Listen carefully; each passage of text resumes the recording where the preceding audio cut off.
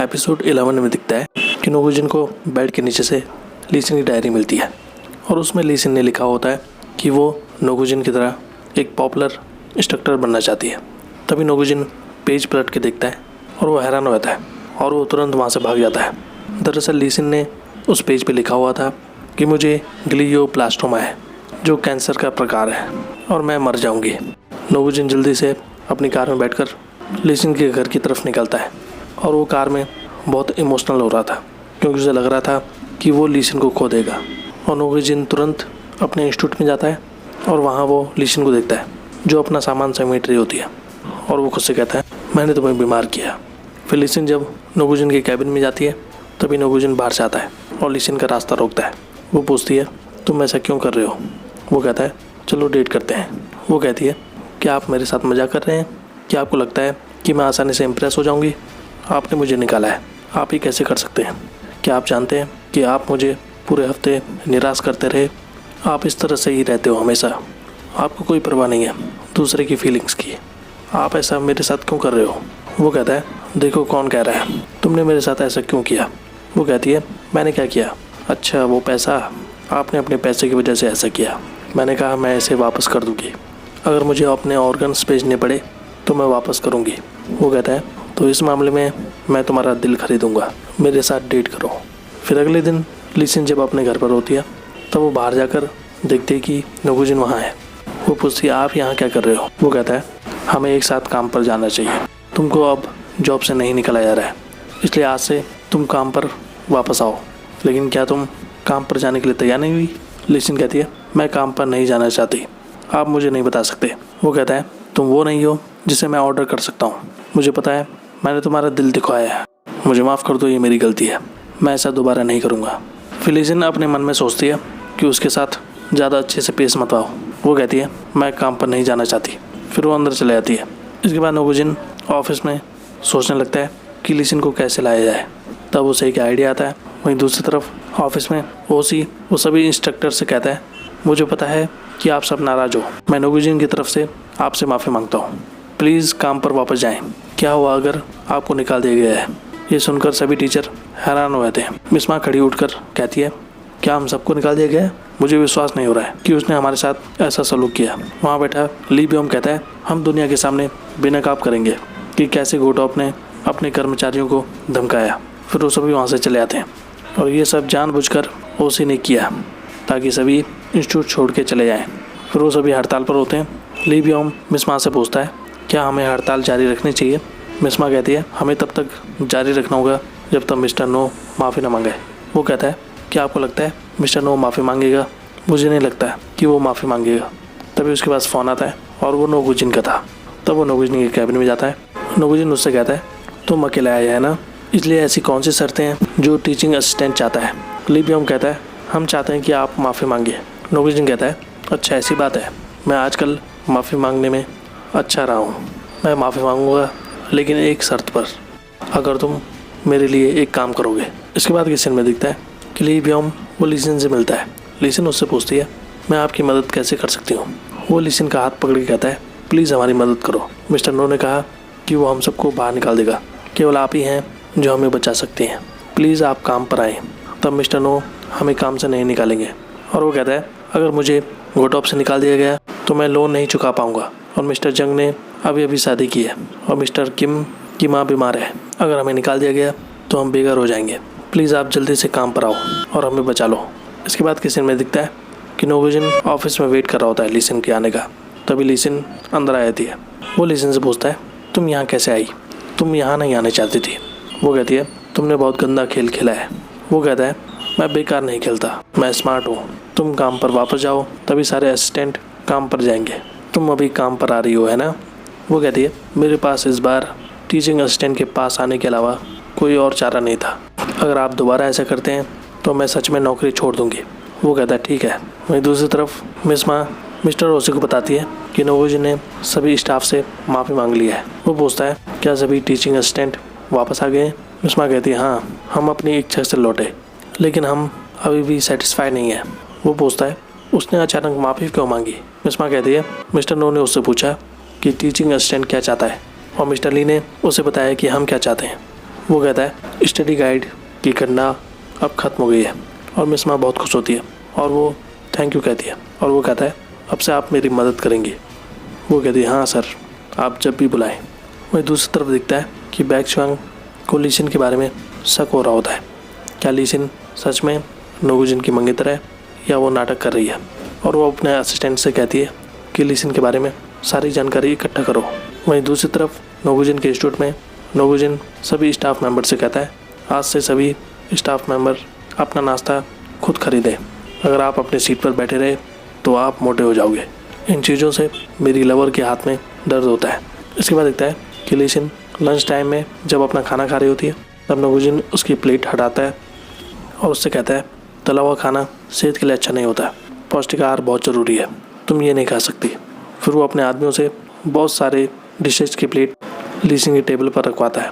वहाँ के सभी टीचर्स ये देखकर हैरान होते हैं और लीसिन ये देखकर शर्मा रही होती है।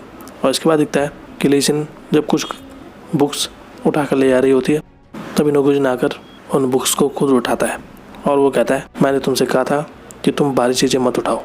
और वो उन बुक्स को अंदर ले आता है। वहीं पीछे से तीनों टीचर्स ये देखकर हैरान हो रहे थे।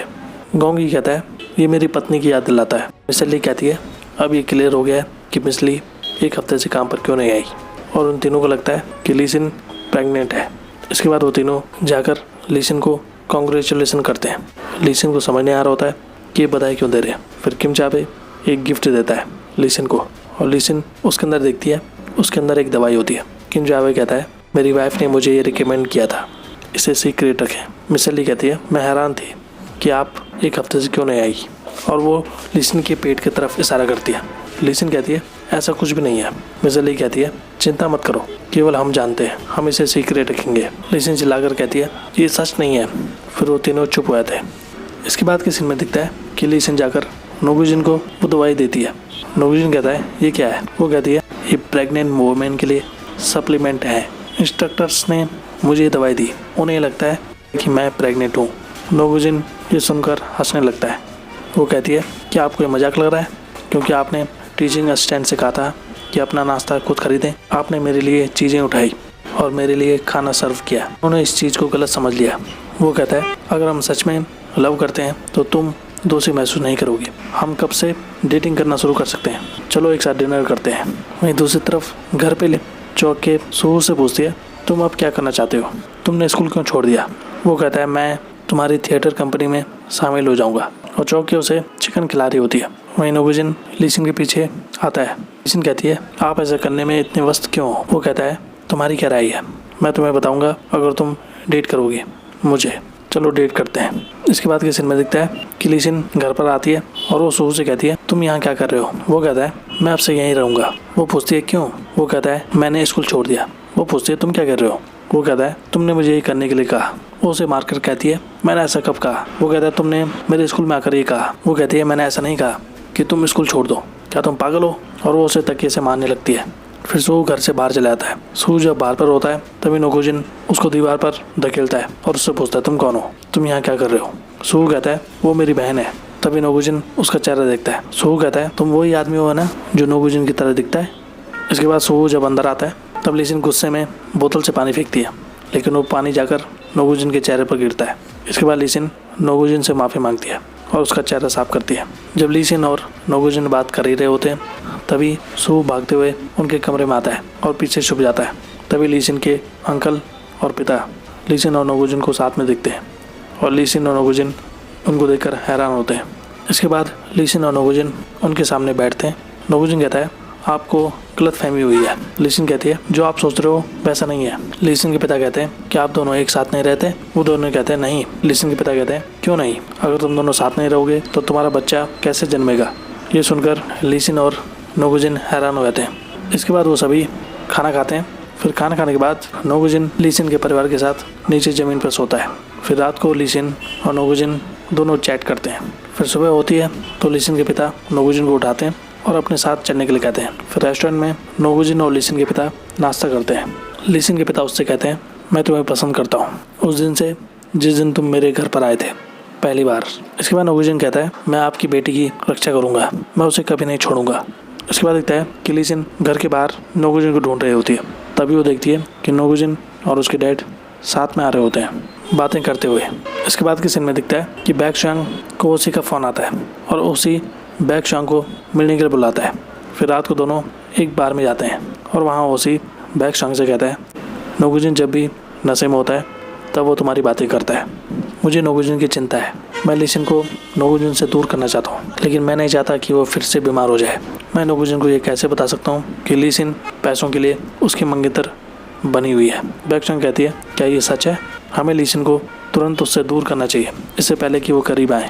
वो कहता है, मुझे लगता है सबसे अच्छा तरीका यह है कि लीसिन को गोटॉप से दूर किया जाए। क्या तुम्हारा इंस्टीट्यूट उसे काम पर ले सकता है? वहीं दूसरी तरफ दिखता है कि नोगुजिन कैंसर के इलाज के लिए रात भर बुक्स पढ़ा होता है और वो नहीं चाहता था कि लीसिन की मौत भी उसकी दादी की तरह हो, क्योंकि उसकी दादी की मौत कैंसर से हुई थी।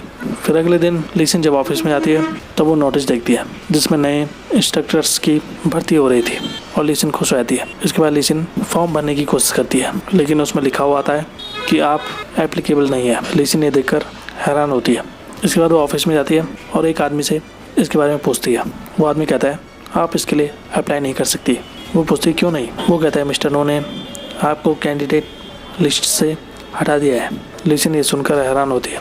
इसके बाद वो नोगुजिन के कैबिन में जाती है और उससे इसके बारे में पूछती है कि आपने मेरा नाम ऑडिशन लिस्ट से क्यों हटाया। नोगुजिन कहता है, मैंने ऐसा इसलिए किया क्योंकि तुम इंस्ट्रक्टर बनने योग्य नहीं हो, अपना कोई और कैरियर ढूंढे। लीसिन कहती है, कौन जज करेगा कि मुझ में टैलेंट है या नहीं? किसी को भी मेरे हितों को आंकने का अधिकार नहीं है। तभी नोगुजिन का फ़ोन आता है और उसे पता चलता है कि थिंक अकेडमी के सीईओ की मौत हो गई है। इसके बाद लीसिन को बैक्शांग मिलने के लिए बुलाती है अपने इंस्टीट्यूट में और बैक्शांग लीसिन को ऑफर देती है अपने इंस्टीट्यूट में इंस्ट्रक्टर बनने का। वहीं दूसरी तरफ दिखता है कि पार्किंग दई थिंक अकेडमी के सीईओ की श्रद्धांजलि में आया होता है और वो नोगुजिन को देखता है और वो नोगुजिन को दिखाता है एक न्यूज़ जिसमें इल्पम एजुकेशन ने थिंक अकेडमी को खरीद दिया था। नोगुजिन ये देखकर हैरान होता है। इसके बाद नोगुजिन जब अपने इंस्टीट्यूट में आता है तब वो ओसी से मिलता है और वो ओसी से कहता है कि मैं मिस्टर जांग के अंतिम संस्कार में गया था। ओसी कहता है, मैं भी वहाँ जा रहा हूँ और वो ओसी को बताता है कि इल्पम एजुकेशन ने थिंक अकेडमी को खरीद लिया है। ओसी हैरान होकर कहता है, क्या सच में? तुम इतने समय से थिंक अकेडमी को पाने की कोशिश कर रहे थे, ये कैसे हो सकता है? फिर वो वहाँ से चला जाता है। फिर अगले दिन नोगुजिन लीसिन के घर के बाहर जाता है और वो चौकी को देखता है और उससे पूछता है कि लीसिन कहाँ है। वो कहती है, वो काम पर चली गई है। वो पूछता है, क्या उसके साथ कुछ गलत हुआ है? वो कहती है, नहीं, वो एक्साइटेड थी क्योंकि बैक एजू में नई भर्तियाँ हो रही थी और वो गुस्सा हो रही थी इस बारे में कि उसके पास टैलेंट नहीं है। वो मीटिंग के लिए आज सुबह गई थी।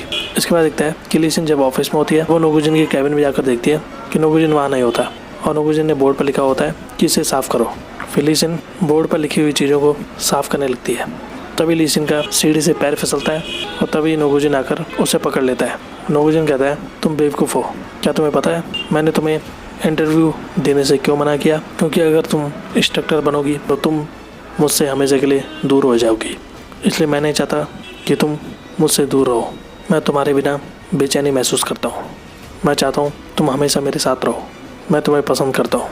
इसके बाद वो लीसिन को किस करता है और लीसिन भी उसे किस करती है और यहाँ पर ये एपिसोड खत्म होता है। तो आज के लिए बस इतना ही। ऐसी वीडियोस देखते रहिए हमारे चैनल पे। Thank you so much.